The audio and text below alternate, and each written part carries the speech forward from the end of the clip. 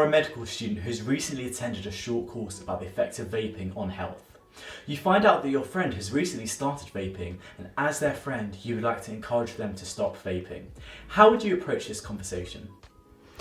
Okay, so what I would want to ensure at the beginning is that it's a non-confrontational kind of conversation, and that it's relaxed and it's open, and making sure that they consent. So I'd make sure that I'd kind of signpost exactly what I wanted to talk about and make sure that they were comfortable and we could stop the conversation whenever we wanted. So I would probably do this when we were just in private with the two of us, and I'd probably start the conversation by saying, oh, hey, the last week I went on a course that was talking about vaping. Like, I know you vape. Do you mind, if we talk about it? I find it really interesting. And if they would consent, then I would start the conversation by just saying, yeah, I'm really intrigued. How did you get into vaping? Kind of, what made you want to do it? And then I'd hope that they would, be open and kind of talk it through. And I'd say, that's really interesting. Do you mind if we talk about some of the effects of vaping that I learnt about on the course? Are you aware of any? And kind of ask them if they're aware and engage them in the conversation so that it's not just one person talking at another. It's making sure that it's collaborating and it's open. So maybe if they could think of anything and say oh, I heard it's better than smoking. And I would say, yes, there are carcinogens that have been identified with smoking and tobacco that maybe have not been identified in vaping yet, but there are other things that we could be concerned about with vaping. I, mentioned, have they ever heard of popcorn lung before, and kind of the shortness of breath that has been identified in a few people who have been kind of vaping chronically, and kind of see what they felt about that. And if they were open to that conversation, I would suggest, if they wanted to learn more about it and they wanted to find reasons, if they wanted to find support for, if they wanted to stop that, kind of the resources out there, as stop smoking campaigns, but they also have kind of advice for vaping as well, and kind of the educational websites like NHS online websites that can offer advice and support, and just encourage an open conversation, because vaping is really becoming quite a big thing in kind of the youth and children. And I think by encouraging this conversation and making sure that it's relaxed with friends and that they're all comfortable, that everyone can learn from the situation. You are a medical student and you only have 3 hours to complete a set of tasks, including 1. Meeting a senior lecturer, 2. Attending a training course, 3. Sorting out a student finance application, 3. Lunch with a sports society, 4. Meeting with a potential tutee, and 5. Phoning your sibling regarding their recent test results. Rank the following tasks in order of priority and explain your reasoning. Okay, so I think this is a very realistic scenario for medical students and just students in general. Sometimes life can get a little bit out of control and we can become a little bit organised, and it becomes really overwhelming to kind of prioritise the tasks in the moment. So for me, what would be really important is understanding task priority and urgency, and analysing kind of all of the specific factors that would help me reach this decision. So for me, I think the one that would take most priority, that I would want to do first of all if I only had these 3 hours, would be to meet with the senior lecturer. Meeting with a senior lecturer seems to be something that would be very important and something that would have been pre-arranged, that would not be able to be moved. So for me, that would take priority. And then I think student finance is my second priority. I need student finance to carry on with my medical studies.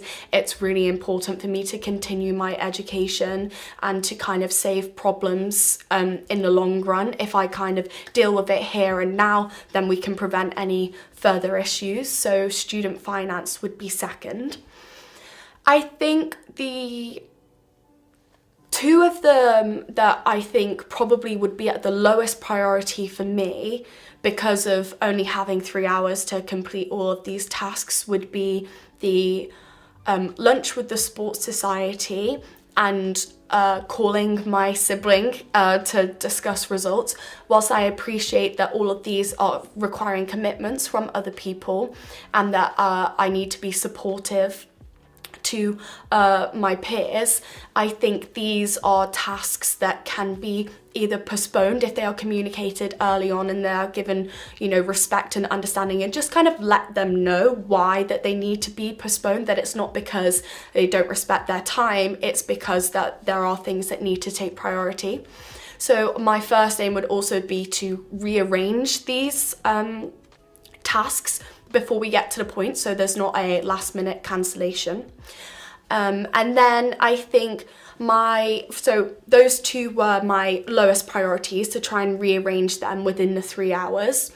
After doing meeting with the senior lecturer and organising student finance, it would be to see if I can do the training course in time. So training is really important to continue the education and to make sure that I'm up to date. Now, I think it would depend on whether the course fits within the 3 hours. If there's a possibility to rearrange it, I think it depends on the circumstances. So I would need to know what the priority of this training task. Can it be postponed? Can it be rearranged? So I think that would be my priority. And then the other one would be meeting with a potential tutee. Now, that is something that is aside from my medical education, and that is aside from my university career, and making sure that I can continue on that. So that's why it would be lower down in the priority for me. But also, again, if I have spoken to somebody and taken time to try and arrange a time that it's respectful, that you should let them know that you may not be able to do it in these next 3 hours. And if you are clear and you signpost of when you think you would be able to do it, then hopefully everyone in the situation can be happy. So I think overall with these situations, it's all just about prioritizing and understanding urgency of the tasks. But hopefully in the future, by organising and having a timetable that allows me to see out my tasks that have kind of incoming hard deadlines that I can't make sure that I'm completing them before it gets to this stage. What are the similarities and differences between these two images? Okay, so the picture on the left, I think, is 2 pilots that are completing pre-flight checks and ensuring that everything is ready to go in terms of safety for a flight. And I think the picture on the right is of a medical team completing surgery. And I think there are some really big similarities between these 2 pictures. I'd say the first one that stands out to me is the idea of checklists. So as you can see, I think there is a clipboard that one of the pilots is holding, and they're going through the checklist that they have everything in order for the flight to be safe and that they're all ready to go. And actually, their medical teams have taken that advice and taken that kind of procedure from pilots that they now have in place for their surgeries. So before any surgery takes place, they're going through the checklist. Do we have this equipment? Do we have this scalpel? Do we have this available? That they collaborate with the scrub nurses and with the medical team together to make sure that they are prepared and ready in terms of both safety and in terms of efficiency before the surgery takes place. So kind of similarly to that, teamwork is obviously a big thing there. The 2 pilots are working together to ensure that everything's working out, and similarly in the surgery team. But I think a difference between the 2 is the fact that the pilots are working together just as a 2, whereas in the medical team, it's a much wider teamwork with a lot more members. So it's not just the surgeons, it's maybe medical students that are shadowing and watching, it's the scrub nurses, it is maybe if there's a radiographer that needs to be doing it at the same time, or an anaesthetist, or lots of big teams. So it's kind of the multidisciplinary team. So whilst teamwork is integral in both environments, I'd say the medical team has a lot more input, whereas the pilots kind of work individually but together as a pair. I think another thing that is similar is whilst they're both associated with risk. As we can see, the pilots are making sure that everything is safety. They're looking after so many passengers, and it is their responsibility to make sure that they get from A to B as easily and as safely as possible. And although that is similar in the way that a surgeon, they are looking after one person and it is their responsibility, and not just the surgeon, the multidisciplinary team, to make sure that that patient is safe and everything is going right, I think there are differences in risk. I would say that the pilots and the passengers, it's more elective. They've chosen to go on this. They understand the risks, whereas in a surgery, this could be a matter of life or death. They have to have this surgery because there are no other options. And I think so, whilst again there's risk and there's looking after people in both scenarios, I think the surgeons and the multidisciplinary team are taking on more risk. So overall, I think there is similarities between both of these images, especially in terms of teamwork and working together and logic and safety, but I think they differ in terms of the risks. You are a junior doctor on a ward and a patient needs to have their blood test repeated as the first sample was lost. The blood test is needed urgently to check kidney function. The patient dislikes blood tests and was reluctant for their first test.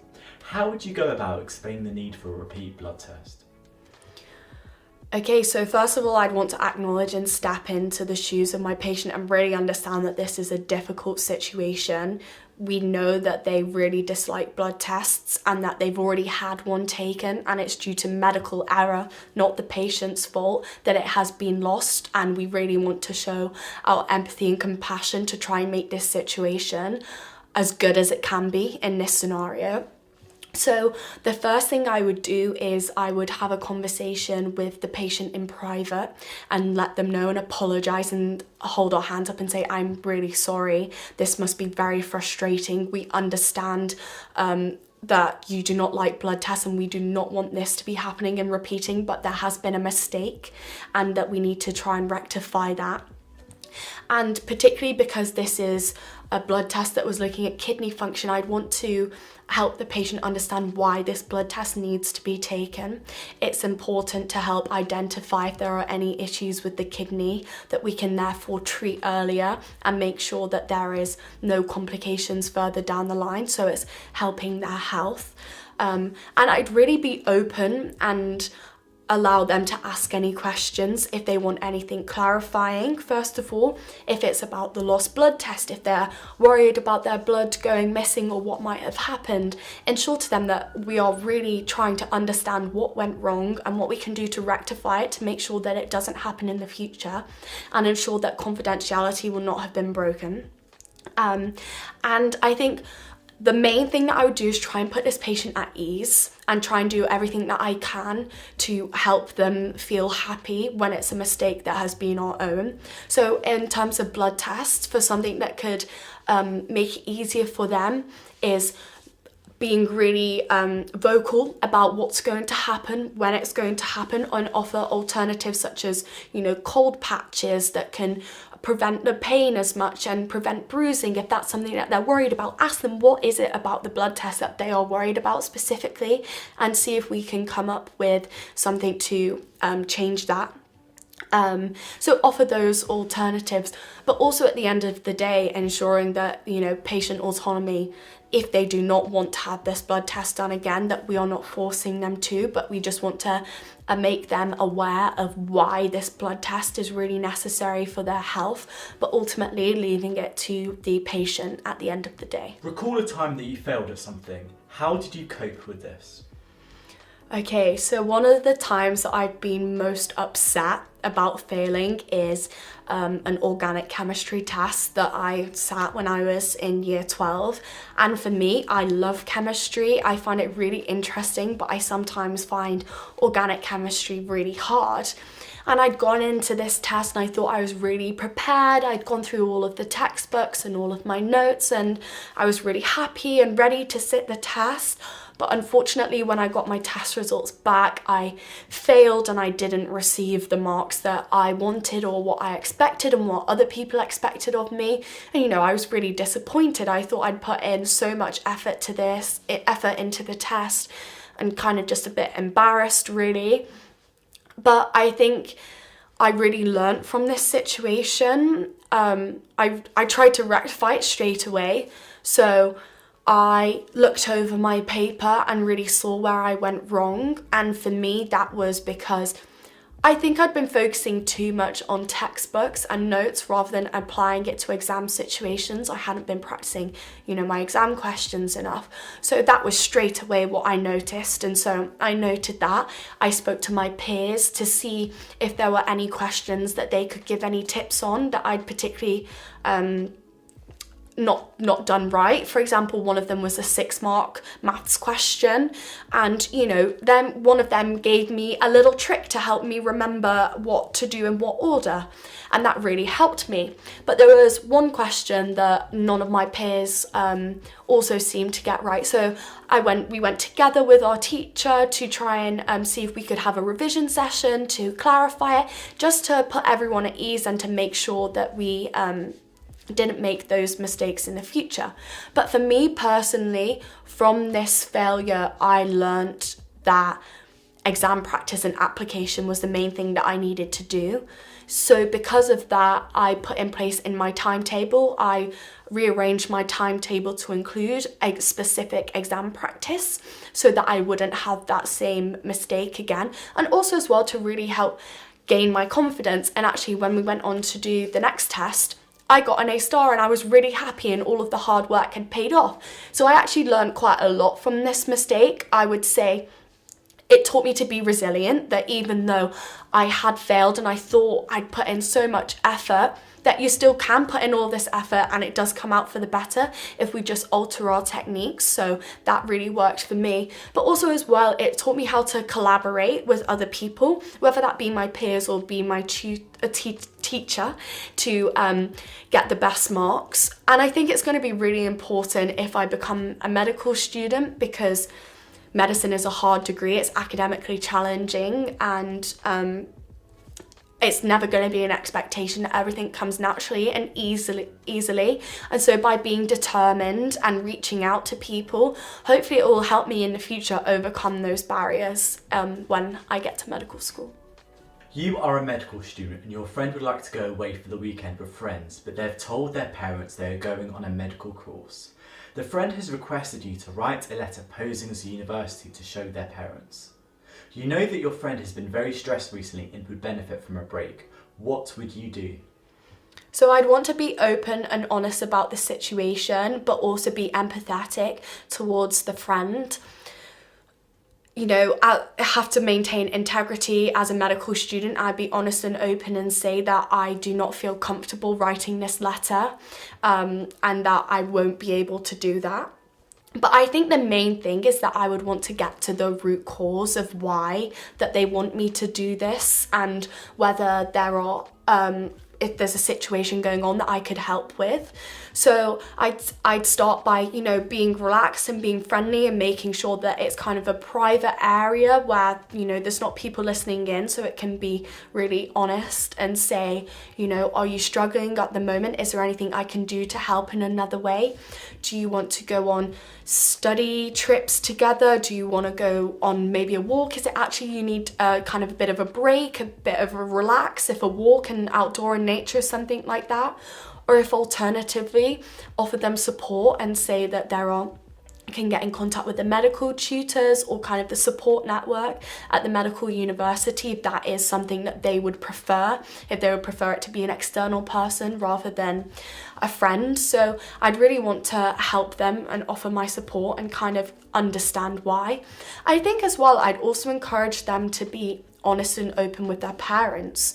Their parents aren't there to be angry or to get annoyed at them for this. If they're open and honest that they've been really struggling at medical school and that they need a break for their mental health to help ensure that they are as productive as they can be, that if you tell them things like that sure, they might be happy for them to go on a break, and that it doesn't require kind of lying and covers up as a medical school trip for the situation to kind of be solved. So that's what I would do, is I would say, no, I can't do that, but offer them support and offer them alternatives, and also just encourage them to be honest and open, because it's going to be the most productive for all.